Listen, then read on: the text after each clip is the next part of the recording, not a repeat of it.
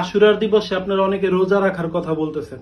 দেখেন, রোজা দিয়ে বিভিন্ন নবীদের কাহিনী দিয়ে এই আশুরার যে মূল ঘটনা, মুহাররমের যে একটা নির্যাতন হইছে, ইমাম হুসাইন আলাইহিসসালামের উপর একটা অত্যাচার হইছে, তার পরিবার পরিজন সহ সকলের উপর ভয়াবহ নির্যাতন অত্যাচার হয়েছে, এটাকে ধামাচাপা দেওয়ার জন্য তারা বিভিন্ন নবী রাসূলের কাহিনী বর্ণনা করে।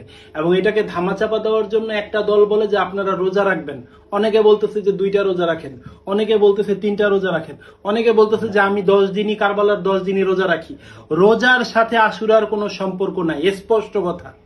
আশুরাতে আপনি শোক দিবস পালন করবেন, মাতম করবেন, তাদের শানে মিলাদ কিয়াম করবেন, দ্রুত সালাম পাঠ করবেন, এটাই হচ্ছে সবচেয়ে বড় বিষয়।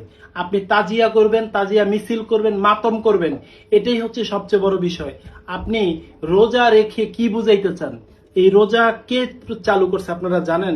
এই রোজার প্রচলন চালু করছে ইয়াজিদ, যাতে মানুষ কারবালার শোককে ভুলে গিয়ে রোজা রাখতে পারে। এটা হাদিস দিয়ে এই রোজাকে প্রতিষ্ঠিত করার একটা চেষ্টা করা হয়েছে, যে নবী পাক সাল্লাল্লাহু আলাইহি ওয়াসাল্লাম বলছে, হাদিসের মধ্যে ঘোষণা আসছে মুহররমের মধ্যে রোজা রাখতে হবে। দেখেন, আজকে মুহররম থেকে আমরা দূরে আছি, আশুরা থেকে দূরে আছি। ইমাম হুসাইন আলাইহিস সালামের শানে, যে মহাব্বতের শানে আপনারা শোক পালন করবেন, মাতম করবেন, মিলাদ কিয়াম করবেন, এগুলো থেকে দূরে আছেন। তাহলে রহমতটা আসবে কোথা থেকে বলেন তো?